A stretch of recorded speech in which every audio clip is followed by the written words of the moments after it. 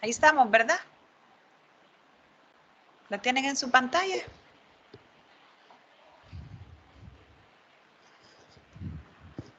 Sí, doctora. Vaya. Vaya, bueno, entonces, obviamente ustedes cuando vayan aumentando en sus posteriores asignaturas van a ver que van a llevar pediatría y ahí van a ver más a profundidad algunos de los detalles que ahorita les voy a mencionar, pero por lo menos ya van a ir familiarizados con algunos conceptos, con algunas definiciones que cubre pues el área de patología, ¿verdad? Entonces, ¿cuál es el contenido? Vamos a revisar anomalías congénitas, prematuridad y bajo peso al nacer, lesiones posparto, ¿verdad? Acuérdense que este tema está dividido pues en lo que es tres clases.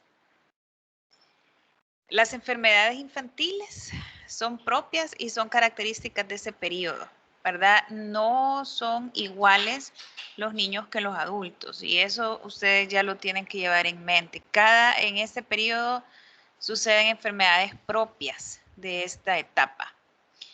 Hay periodos, ¿verdad?, en los niños que son temporales, por supuesto, ¿verdad? Ellos son personas que están cambiando frecuentemente por su crecimiento, por su metabolismo, por su actividad.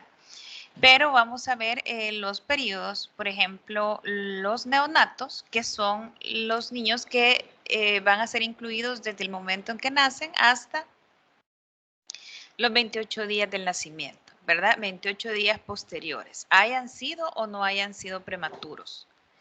Lactancia, aquí en esta lactancia lo podemos dividir también en lactantes menores y lactantes mayores, ¿verdad? Pero, por ejemplo, los lactantes menores, que son los que van arriba de los 28 días hasta los 6 meses, ¿verdad? Y los mayores son los de 6 meses hasta los que logran llegar al primer año de vida. Hay niños también que van la edad preescolar, ¿verdad? Que es de 1 a 4 años. Y los escolares que van de 5, aquí se incluyen hasta 14 años, pero realmente ya esta ya es una etapa de adolescencia. Importante que nos fijemos, las causas de muerte pueden estar relacionadas, estas son tablas que están tomadas de las estadísticas de la OMS, pero las pueden encontrar en Robbins. Y vean, por debajo de 1 año son diferentes a las que suceden en los niños de 1 a 4 años. Malformaciones y deformaciones congénitas, alteraciones cromosómicas, ¿verdad? Son las que van a estar predominando. Veamos qué otra cosa, trastornos relacionados con una gestación corta. O sea, aquí estaríamos incluyendo prematuridad y bajo peso al nacer, ¿verdad? Hay un síndrome que es un síndrome que no ocurre tan raramente. Fíjense, tal vez podríamos verlo como que sí es algo raro, pero es frecuente. Las muertes súbitas de lactante, de repente las madres solo llegan con la historia de que acostaron al niño después de darle de comer y de repente ya lo encontraron moradito, con dificultad para respirar o ya fallecido, ¿verdad? Entonces hay que tomarlo bastante en cuenta porque es algo frecuente. De ahí aquellos que han sido afectados por complicaciones maternas durante el embarazo. Complicaciones maternas hay un sinnúmero, pero por ejemplo, infecciones en la madre, rupturas prematuras de membranas que las llevaron a corioamnionitis, o si la madre tiene alguna complicación, por ejemplo, toxemias en el embarazo, desprendimientos de placentas prematuros o abruptos de placenta, accidentes, ¿verdad? O lesiones no voluntarias. También las sepsis están incluidas, las sepsis porque se contaminaron pues en el momento del nacer o por las rupturas como ya les mencioné. Luego tenemos en las de 1 a 4 años que ya son los accidentes, las malformaciones ya pasan a segundo plano pero siempre están frecuentes y aparecen las neoplasias malignas, ¿verdad? También asaltos, ¿verdad? Como homicidios y enfermedades cardíacas. Aquí estos homicidios que son los infanticidios, ¿verdad? Que son los niños maltratados y que les ocasionan la muerte.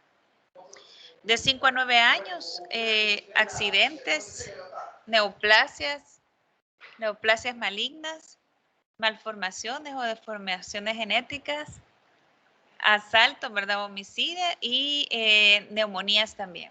Ya los niños más grandecitos, vean, las neoplasias ocupan también ya el segundo lugar después de los accidentes.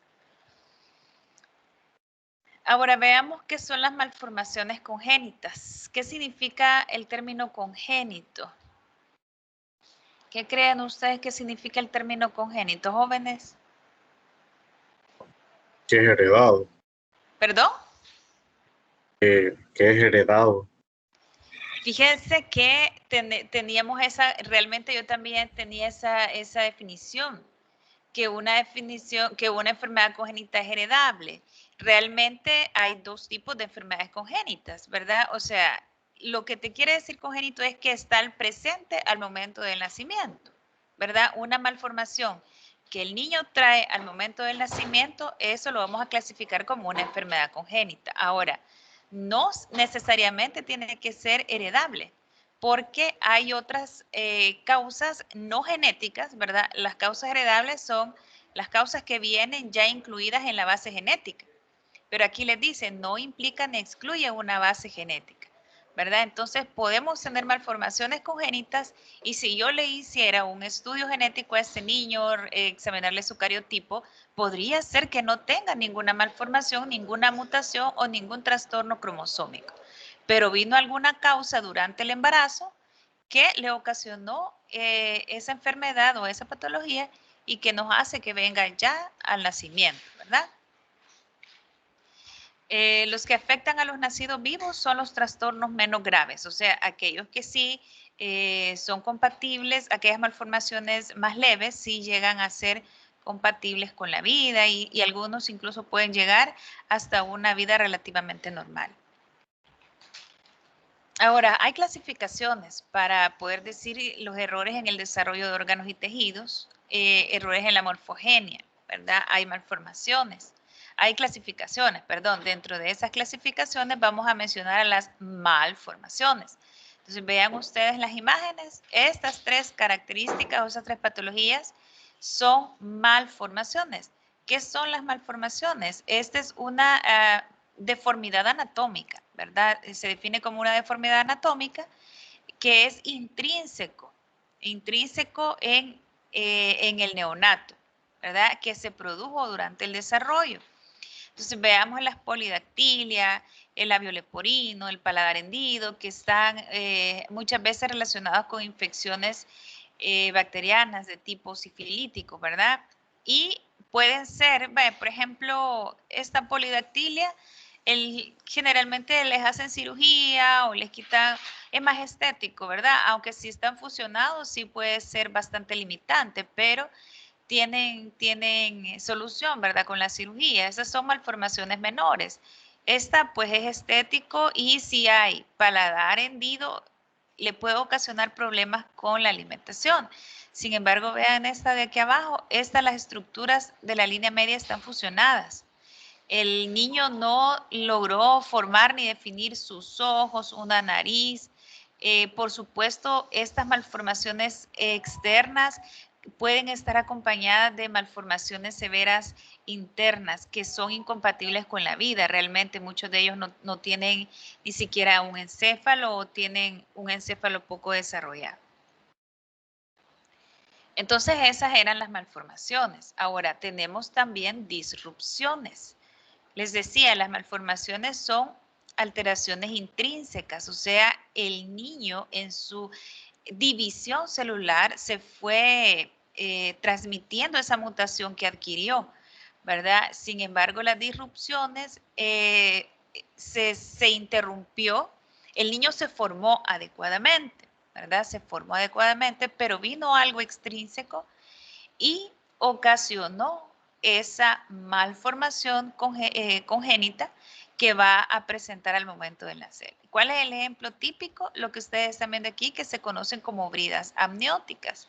Las bridas amnióticas es una especie de bandas, vean esto que viene aquí, son fibrosas, estos se deriva del amnios, ¿verdad? Son fibrosas, se enrollan en las extremidades, se enrollan en el cordón umbilical. Imagínense, se enrollan en el cordón umbilical y le interrumpe el aporte sanguíneo, el aporte nutricional de este feto, puede llegar a morir y hacer un óbito fetal. Puede incluso enrollarse alrededor del cuello y ocasionarle pues, una asfixia intrauterina, ¿verdad? Entonces, algo que sí hay que tomar en cuenta es que estas no son hereditarias, ¿verdad? No significa que porque la madre tuvo, por ejemplo, una disrupción de su embarazo previo, el siguiente va a ser también una disrupción. Miren, aquí les traía más ejemplos de lo que hacen las malformaciones que hacen estas bridas amnióticas. Algunas son mutilantes. Miren esta mano, edematizada la extremidad del antebrazo, con pérdida de la piel, exposición del hueso. La manita puede quedar pues sin aporte de oxígeno, sin aporte del riego sanguíneo, las fracturas que puede ocasionarles y las pérdidas pues, de los deditos. Miren, todo eso les puede ocasionar estas bridas amnióticas. Sí se pueden identificar, ¿verdad?, mediante ultrasonido, pero no se puede realmente hacer nada porque es el amnio, es lo que recubre al feto. También teníamos ya las malformaciones, las disrupciones, ahora vamos a mencionar las deformaciones. Al igual que las disrupciones, es una patología o son alteraciones extrínsecas, ¿verdad?, al feto. Generalmente se deben a compresiones, ¿verdad?, por fuerzas biomecánicas anormales. Aquí podemos tener causas fetales y causas maternas, ¿verdad? Constricciones uterinas. A ver, ¿qué creen ustedes que me puede estar a mí ocasionando una constricción por el útero hacia el feto? A ver, una causa por lo menos.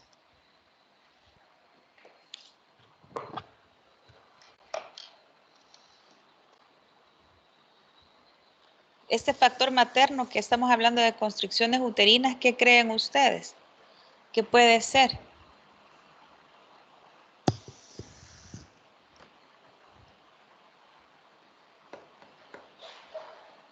Chicos, ¿me están escuchando?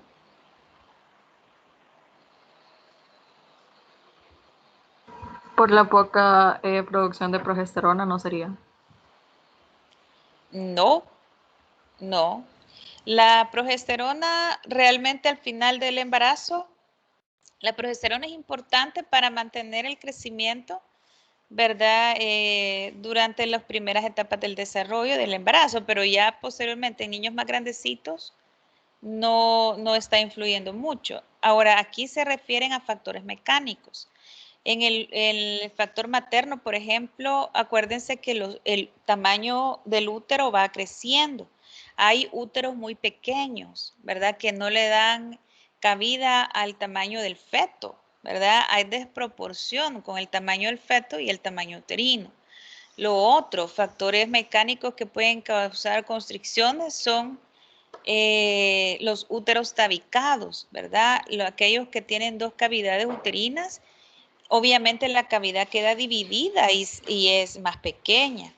Lo otro que es bien frecuente, madres que tengan leiomiomas uterinos, ¿verdad? Puede ser de que no les cause un aborto, pero les podría afectar dándoles una deformación, ¿verdad? Factores fetales, por ejemplo, los embarazos múltiples, las presentaciones anormales, por ejemplo, los que son podálicos, ¿verdad? Tienen más riesgo de sufrir deformaciones. Incluso vean algunas posiciones en los piecitos, ¿verdad? Porque son de presentación podálica o incluso porque hay poco contenido de líquido amniótico. Y el líquido amniótico les permite la movilización a los niños. Entonces, si ellos no tienen mucho líquido amniótico, no van a estar cambiando de posición o moviendo sus extremidades y se les deforman y ya nacen con deformaciones, ¿verdad? Por ejemplo, el pie equinovaro, que es un pie tirado hacia adentro, ¿verdad? También tenemos las secuencias que son cascadas de malformaciones que se van a iniciar a partir de una aberración de comienzo, que es lo que la secuencia de ¿verdad? De Potter, perdón, que es la que más se ha visto implicada, está relacionada con el oligohidramnios. Esto va a ocasionar al final, es una secuencia. ¿Cuál aberración de comienzo puedo tener yo en oligohidramnios? Vean, agenesias renales, fuga de líquido amniótico y otros, ¿verdad? Pero sobre todo, si el niño no trae formados sus riñoncitos, vamos a tener oligohidramnios porque no va a estar orinando. Y acuérdense que la orina, el intraútero, ayuda a la formación de líquido amniótico. Si tenemos esta agenesia renal, no voy a tener líquido amniótico. ¿Qué me va a llevar? Oligohidramnios. Con el oligohidramnio yo puedo tener una compresión fetal. Al final me hace la secuencia, ¿verdad? La agenesia renal, oligohidramnios, compresión fetal, que me lleva a hipoplasia pulmonar porque no hay una adecuada expansión de la caja torácica debido a que hay oligohidramnios. Alteraciones faciales como el que teníamos aquí, creo que se le puede retroceder. Vean, miren, una carita aplastada porque está comprimido, ¿verdad? Entonces, a eso se refiere cuando dice alteraciones faciales. Defectos, como ya les había explicado, en los pies o en las manos, o incluso como no puede movilizar, se van a llegar al final del parto en una presentación podálica o presentación de nalgas. Hay síndromes también que son síndromes de malformaciones. Aquí estaríamos hablando de una constelación de malformaciones que van a estar en el momento del nacimiento. ¿Cuáles son los más frecuentemente involucrados? Tenemos aquí, bueno, ya vamos a llegar a los síndromes más frecuentes, pero mencionarles que las causas pueden ser genéticas, es decir, alteraciones en el material genético, pueden ser ambientales o pueden ser multifactoriales. En muchas ocasiones, la causa exacta va a ser desconocida. De hecho, algunas malformaciones congénitas, cuando son muy severas, lo que van a ocasionar principalmente son abortos. El problema es que como aquí en nuestro país no les hacemos estudios muchas veces a los productos que ha sido abortado, ¿verdad? Para ver qué malformación genética puede presentar o qué alteración cromosómica o si traía alguna herencia de tipo mendeliano, ¿verdad? O sea, si es una herencia recesiva o dominante. Los factores ambientales, miren, infecciones maternas, rubiola, toxoplasmosis, los que forman el TORCH, ¿verdad? Las infecciones que forman TORCH. Enfermedades maternas, pacientes diabéticas con fenilcetonuria, endocrinopatías como patologías tiroideas o síndrome de Cushing, las drogas, ¿verdad? Como el alcohol, fenitoína, que son medicamentos que de alguna manera pueden estar siendo utilizados. Warfarina, que es un anticoagulante. Este ácido que es utilizado muchas veces para tratamiento de acné, también es altamente, que puede afectar en una alta incidencia a estos niños. Pero miren, causas desconocidas, ¿qué porcentaje? Alto, ¿verdad? Del 40 al 60%.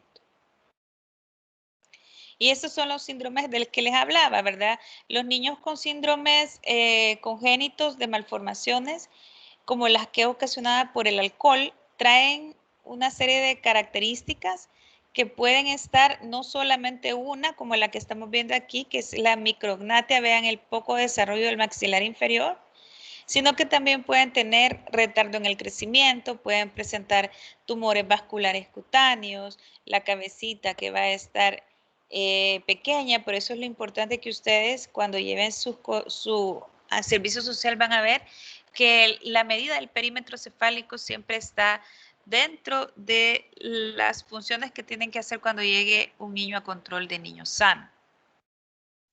Pueden presentar agrandamiento de los ventrículos, el hipertelorismo ocular, que es la separación, ¿verdad? Amplia separación entre ambos globos oculares.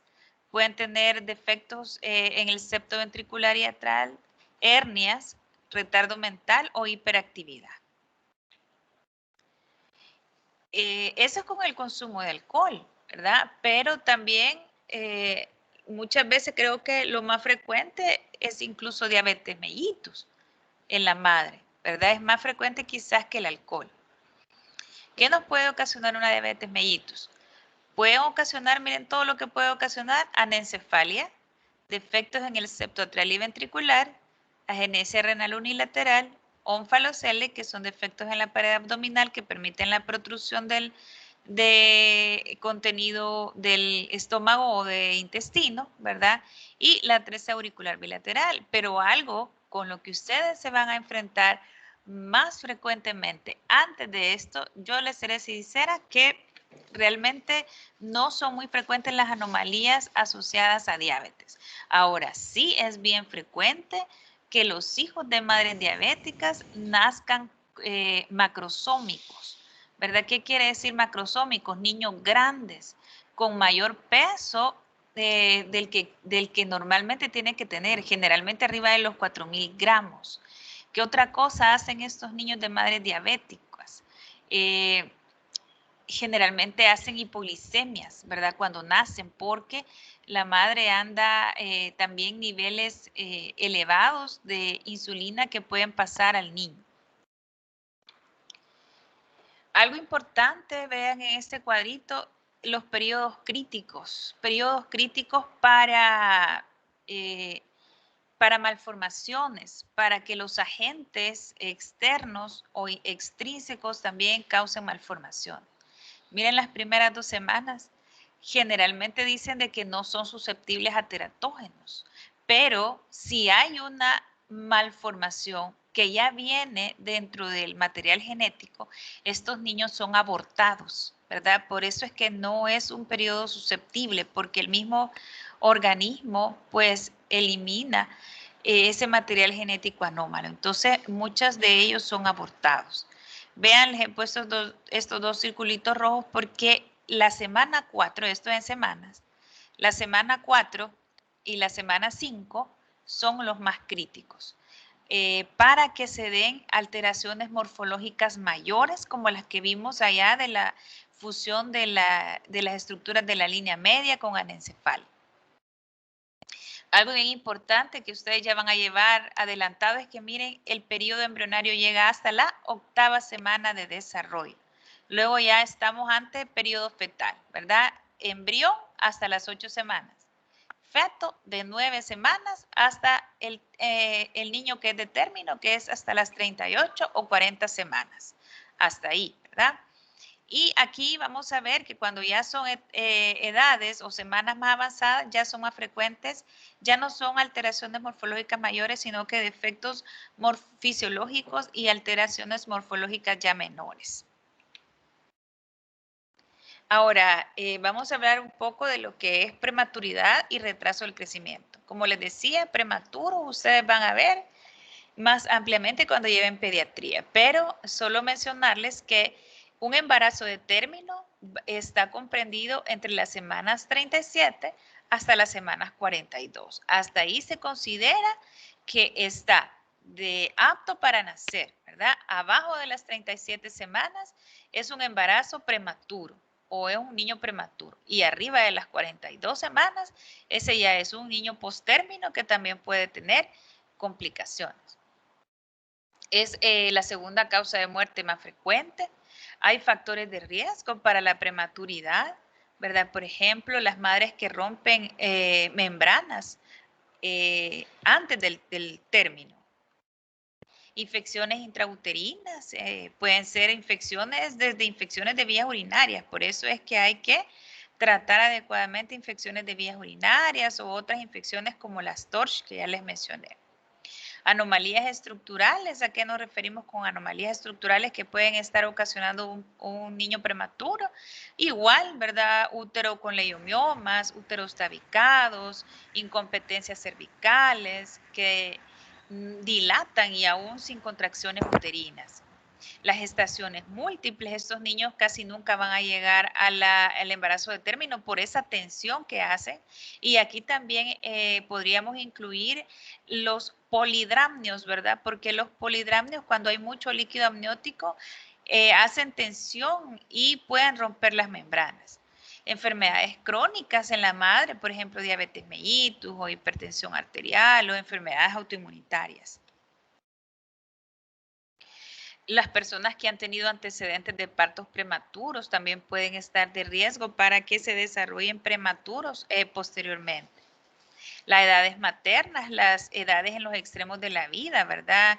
Generalmente las menores de 18 años o arriba de los 35 años ya están en riesgo. Enfermedades cardíacas o renales, en las que abusan de droga, alcohol o cigarrillo, y el periodo intergenésico corto. El periodo intergenésico es el periodo comprendido entre el nacimiento de un niño con el otro hijo de la madre, ¿verdad? Generalmente se consideran periodos intergenésicos cortos los menores de 2 años. Hay hermanos que se llevan hasta menos de 1 año, ¿verdad? Esos son periodos intergenésicos muy cortos. Entonces los prematuros, ¿verdad? Como les mencioné, son los que nacen abajo de las 37 semanas, pero podemos tener subcategorías. Podemos tener prematuros extremos, que son aquellos que son menores de 28 semanas. Estos generalmente no sobreviven, ¿verdad? Estos niños pues son muy inmaduros, todos sus órganos son muy inmaduros. Por eso se conocen como prematuros extremos. Tenemos los muy prematuros, que van entre las 28 y 32 semanas. Algunos logran sobrevivir, sobre todo si se les ha puesto maduración pulmonar. Prematuros moderados a tardíos, ¿verdad? Que son de las 32 a las 36 semanas, básicamente. ¿Cuáles son las complicaciones de la prematuridad? Y eso quizás es lo que los lleva a los niños en algún momento a fallecer, ¿verdad? Tenemos el síndrome de dificultad respiratoria o enfermedad de la membrana hialina. Esto se debe a la ausencia de factor surfactante que hace que colapsen los alvéolos y que el niño no pueda distender sus alvéolos, ¿verdad? Que no haya una tensión que esté haciendo que se dilate o que se llene de aire esos alvéolos. Entonces, ¿cómo se va a manifestar este síndrome de dificultad respiratoria? Van a ver un niño que está respirando rápido, vayan a revisar cuánto es, ¿verdad? Si ustedes ya son acuciosos desde ya, vayan a revisar cuánto es la respiración, la frecuencia respiratoria normal de un neonato y van a ver que los niños con síndrome de dificultad respiratoria aumentan o están por arriba de esos valores que ustedes van a ir a investigar. También podemos tener enterocolitis necrosante, que son alteraciones intestinales que cursan con necrosis, ¿verdad? De la mucosa, infecciones bacterianas. La sepsis, hemorragias intraventriculares y retinopatías. Esto es una tablita que ustedes van a ver que son métodos que se utilizan, puede ser, hay diferentes métodos, ¿verdad? Puede ser el método de Valar o el método de Capurro, pero vean, para más o menos estimar la edad gestacional y ver si el niño es prematuro o no. Tenemos, miren la forma del pabellón auricular, desde un prematuro que está aplanada, sin incurvación, hasta aquel pabellón que está totalmente incurvado. Importante también el tamaño de la glándula mamaria, aquel que no es palpable es el más inmaduro y aquel que es palpable o mayor de 10 milímetros, ya nos está diciendo que ya está maduro. Igual el pezón, apenas visible sin areola, miren, les van dando unas medidas. Estas tablas no es necesario que ustedes se las aprendan porque van a ver que cuando ustedes estén en el internado, que vayan a áreas de partos, siempre están ahí las tablas que se pueden consultar para ir haciendo el estimado. Textura de la piel es muy fina y gelatinosa en los niños que son muy prematuros y ya aparecen grietas profundas y apergaminadas en los que son maduros. Los pliegues plantares en los que son bien inmaduros son sin pliegues y en los que son maduros tienen surcos en más de la mitad anterior del piecito, prácticamente en todo. Ahora, el otro es el retraso del crecimiento fetal. Estos niños sí son maduros. El problema es que no han tenido un crecimiento adecuado. Generalmente se conocen estos recién nacidos los que tienen un peso menor de 2.500 gramos. Podemos tener causas como las anomalías fetales, que son las que reducen el potencial de crecimiento en el feto. Y podemos tener trastornos cromosómicos, por ejemplo, hablando de trisomías, por ejemplo, como el síndrome de Down o el de Edward, ¿verdad? También. Malformaciones congénitas o infecciones, las mismas infecciones TORCH nos pueden llevar a retraso en el crecimiento fetal.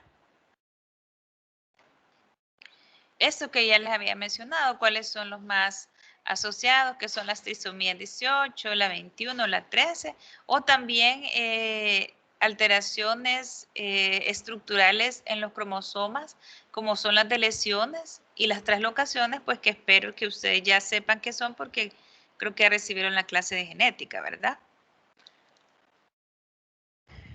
Ahora, ¿qué es lo que me puede estar causando un retraso en el crecimiento intrauterino? Puede ser que el niño esté sometido a una anomalía placentaria y dentro de ellas las alteraciones vasculares. Por ejemplo, imagínense las pacientes que hacen preeclampsias graves o incluso eclampsias, que esos vasos tienen un aumento en la tensión y no aportan un flujo adecuado hacia el bebé. Entonces va a tener un retraso en el crecimiento. Desprendimientos prematuros de placenta, abrupcios placentarios pequeños que no le van a ocasionar la muerte, pero sí van a estar ocasionando áreas de necrosis en la placenta. La misma placenta previa y las trombosis o infartos que pueden estar ocasionados por mismos procesos infecciosos. Miren, estas no está muy colorida, ¿verdad? La imagen, pero son áreas de necrosis de las vellosidades placentarias, áreas de hemorragias, necrosis. Y igual en esta, miren, este es un vaso placentario con una gran trombosis y aquí se logran identificar algunas vellosidades. Las infecciones, ¿verdad? Aquellas incluso que han sido las famosas corioamnionitis, ¿verdad? O infecciones crónicas placentarias, por ejemplo, enfermedades virales, citomegalovirus si está presente. Las gestaciones múltiples, embarazos gemelares, puede hacer que uno, ¿verdad?, se vea más afectado que el otro, o una placenta pequeña.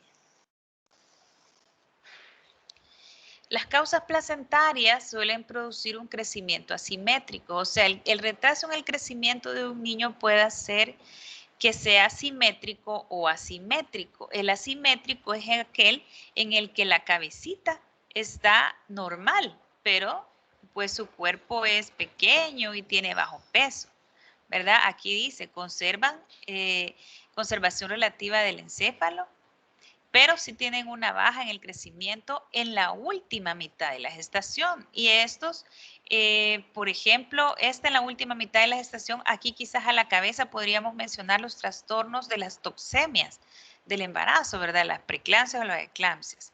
En cambio, aquellas simétricas, por ejemplo, las infecciones TORCH que la madre la tenía incluso antes del embarazo, esas les van a ocasionar un retraso en el crecimiento de tipo simétrico. Bueno, otras anomalías maternas son los síndromes de antifosfolípidos, las personas que son alcohólicas, mujeres tabaquistas, fármacos y la malnutrición. Esto es importante, ¿verdad? Porque todavía tenemos en nuestro país malnutriciones. Consecuencias, pues tenemos disfunciones cerebrales, dificultad para el aprendizaje, alteraciones visuales y auditivas. O sea, estos niños van a estar, pueden tener un bajo intelecto, ¿verdad? Un bajo desarrollo mental. Entonces vamos a ver también lesiones posparto. Estas lesiones se manifiestan más que todo, son traumáticas, ¿verdad? Hay situaciones que nos van a estar aumentando el riesgo en las lesiones posparto. La primiparidad, o sea, el hecho de que la mujer sea su primer hijo, ¿verdad? La talla baja de la mujer, anomalías pélvicas, por ejemplo, estrechez pélvica, o van a ver ustedes cuando lleven ginecología, por ejemplo, que hay también formas, ¿verdad? De la pelvis, formas anatómicas. Los partos prolongados también van a ver ustedes y van a aprender cuánto es lo normal que debe de durar un parto, cuándo se va ya a catalogar como prolongado. Incluso, miren, un parto extremadamente rápido. ¿En quiénes creen ustedes que se puede dar un parto extremadamente rápido? Solo para que ver si no están dormidos y si todavía me están escuchando y no estoy hablando sola. Ajá. Partos extremadamente rápidos, jóvenes. ¿En quiénes creen ustedes? En las mujeres que han tenido 2 o 3 hijos. Quizás 2 o 3 todavía son poquitos. Fíjense que van a ver ustedes cuando lleguen al área de ginecología que hay mujeres arriba del 5º. Ya son bien rápidas. Entonces, y eso hablando incluso desde que comenzaron los dolores, hay unas que ni 2 horas se tardan como para empezar con los dolores y haber dilatado completamente. Entonces, esos son factores de riesgo. Entonces, para que tengan cuidado con las multíparas, ¿verdad? Así se llaman, multíparas. Pero generalmente son arriba ya de 3 hijos, ¿verdad? Presentaciones anormales, miren, presentaciones podálicas o presentaciones, las presentaciones anormales son todas aquellas presentaciones que no son cefálicas, ¿verdad? Puede ser, hay unas presentaciones, van a ver ustedes que también se clasifican en presentaciones de nalgas completas o incompletas, que están primero un piecito o solo la pelvis, o incluso pueden estar los niños transversos, ¿verdad? Ni siquiera se palpa, ni siquiera está podálico. Malposiciones fetales, ahí se incluye también eso. La distocia de hombros. La distocia de hombros son aquellos niños que generalmente son macrosómicos y solo logran sacar, esto realmente es de riesgo y es una urgencia, pues, porque quedan trabados a nivel de los hombros, solo sacan la cabecita, imagínense, están comprimidos a nivel del cuello. Ahora, estos partos instrumentales ahora ya no se están dando porque ya no se usan instrumentos para ayudarle al niño a nacer, ¿verdad? Los prematuros, los que tienen bajo peso, los macrosómicos o los que tienen macrocefalia. O sea, niños que ya vienen con hidrocefalia, ¿verdad? Entonces, ¿qué lesiones podemos encontrar? Podemos tener estas dos, miren, que son el caput succedaneum y el cefalohematoma. Estos dos se parecen, pero para que ustedes puedan hacer un diagnóstico adecuado cuando sean internos, o algunos van a tener partos incluso de externo, ¿verdad? Entonces, vean, el caput succedaneum es una colección serosanguinolenta, mal definida y es extraperióstica, o sea, está sobre el hueso y se extiende cruzando las líneas de la sutura. La piel puede presentar equimosis o puede presentar un pequeño hematoma.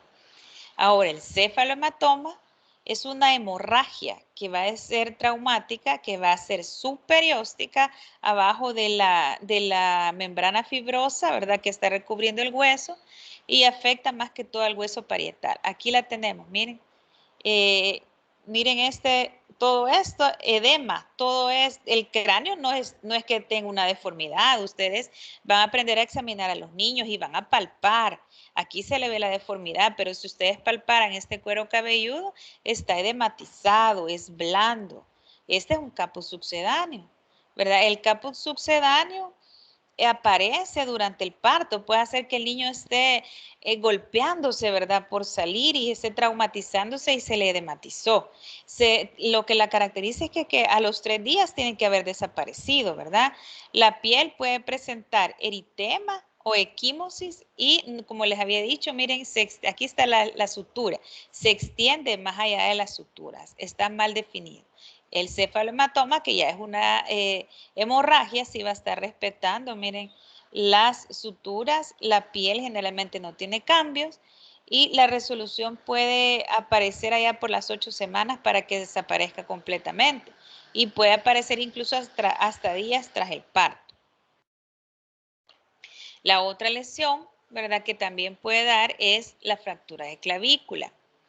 Esta fractura es más frecuente en relación al parto. ¿Quiénes pueden hacer esta? Las fracturas de clavícula, los niños que han hecho distocia de hombros, como les había mencionado, ¿verdad? Los niños que son macrosómicos o que a la madre no se le evalúa adecuadamente la pelvis y tengo una pelvis estrecha, ¿verdad? Y el niño ya no logre salir. Entonces el neonato puede presentar una pseudoparálisis del brazo con un reflejo de moro asimétrico. Miren, aquí les puse estas dos fotos porque vean, el reflejo de moro es que cuando el niño pues se asusta, tiende a extender sus bracitos simétricamente. Miren, así como está este niño saludable aquí. Pero vean este. ¿Cuál creen ustedes que estaría la fractura de clavícula? ¿En el izquierdo o en el derecho?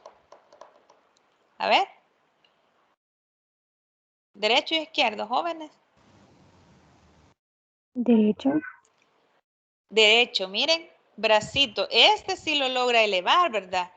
Lo extiende prácticamente, aunque lo tiene un poquito encogido, pero miren este, no lo mueve, está estirado porque le duele, porque hay una fractura de clavícula. Incluso también hay parálisis del plexo braquial, hay lesiones del plexo braquial, ¿verdad? Cuando hay un parto así distóxico. Bueno, creo que esta es la última. Pues la bibliografía, algunas cosas las saqué de Rubén Cicotra, ¿verdad? Otras las he sacado de una patología pediátrica que se llama Stoker, ¿verdad? No sé si tienen alguna duda que les pueda ayudar ahorita yo. Vamos a dejar de presentar. Doctora, yo tenía una. Dígame.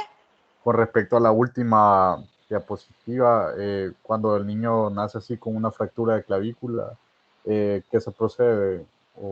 Vaya, fíjense de que primero lo que tendrían que hacer es enviarle una radiografía. Nomás ustedes cuando nace el niño van a ver que tiene siempre tendencia al llanto y van a ver que la movilización es simétrica de los dos bracitos. Si ustedes ven que no mueve uno, ¿verdad? Hay que enviarle una radiografía de tórax, que les tomen obviamente la clavícula. Ahí se va a evidenciar la fractura. Si no tiene fractura es porque puede hacer un daño al plexo braquial y por eso no esté moviendo el bracito. Ahora, si tiene una fractura de clavícula, obviamente en los hospitales está la ventaja de que hay pediatras, ¿verdad? Pero tiene que ponérsele un pequeño vendaje. Estos no son quirúrgicos, son vendajes que se llaman vendajes en 8, ¿verdad? Que ustedes también van a ver cómo se ponen, porque es una especie de una venda delgada que se hace una forma de 8, por eso se llama así, que abarca ambos hombros y les estira la clavícula y así algunos logran mejorar con eso, pero es un proceso largo, ¿verdad? Esa inmovilización, ahí andan los niños incluso hasta arriba de un mes, hasta 8 semanas, ¿verdad? Andan incómodos. Miren, lo importante es identificar factores de riesgo. Ustedes como médicos generales, ¿qué van a hacer? Identifiquen factores de riesgo. Siempre tomen la talla de la madre, ¿verdad? Aquellas mujeres muy chiquitas, ¿verdad? Hay en el tacto vaginal, hay que ver cómo si ustedes, las espinas, la sínfisis del pubis, van a ver que cuando son los ángulos muy agudos también, cuando se hace el tacto vaginal, se logran tocar. Entonces, el sacro, ¿cómo está el sacro? Si el sacro es bien cóncavo o no. Entonces, toda esa evaluación de la pelvis, ustedes, pues obviamente, si después de haberla examinado, la sienten muy estrecha, pues hay que enviarla con referencia a ginecología para que ellos hagan una adecuada evaluación y vean si el niño realmente se le puede dar un parto vaginal y no traumatizarlo y ocasionarles lesiones que les pueden incluso, imagínense una parálisis del plexo braquial, algunos ya no se recuperan y quedan con el bracito así paralizado, paralítico. ¿Alguna otra? Doctora, buenas tardes. Yo tengo Hola. una pregunta. ¿Sí? Cuando los niños tienen lesiones del plexo braquial, por ejemplo, la escápula alada, esa, ¿cómo se logra revertir el daño? Y si llegan a grandes con eso, y cuando llegan a Sí. grandes, tienen reparo, por decirlo así. Sí, fíjense que las parálisis realmente tienen que ser evaluadas. Las lesiones así óseas tienen que ser evaluadas por ortopedas pediátricos, ¿verdad? Pero los niños que sufren ese tipo de parálisis después tienen que quedar en control con fisiatras y tienen que recibir fisioterapias porque la manita sí les queda o les queda con dificultad para la movilización o les queda inmóvil. Incluso pueden llegar a grandes y así si no se les da una fisioterapia. Algunos se recuperan. Depende de qué tan traumático haya sido, ¿verdad? El daño. Pero algunos sí se logran recuperar bien posterior a la fisioterapia, ¿verdad? Pero hay que estarlos llevando, o sea, es un sacrificio para ellos y es un martirio para la madre, pues, porque uno espera que su hijo salga saludable y no tener que estar viendo el sufrimiento de ellos, porque cuando se les dan fisioterapia sufren, lloran y todo, ¿verdad? Entonces, pero sí, algunos se logran recuperar. Y cuando no tienen terapias, fisioterapias y ya adultos, eso se puede remediar con cirugía. No, no, las parálisis del plexo braquial, no.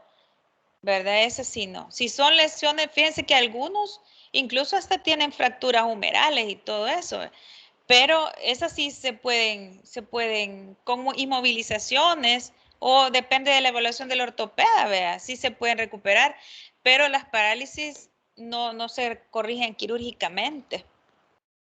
Por eso es que es el cuidado, ¿verdad? Que hay que tener. Gracias, doctora. Bueno, si no hay más preguntas, chicos, esta clase se la voy a proporcionar en PDF, igual las otras que les daré próximamente, ¿verdad? Nos veríamos entonces siempre el viernes a las 3 para darles la continuación de las clases de enfermedades de la infancia, oigan. Gracias, doctora. Bueno, se cuidan mucho. Gracias. Gracias, Gracias, doctora. doctora. Bueno, Gracias, doctora. Gracias. adiós. Gracias, doctora.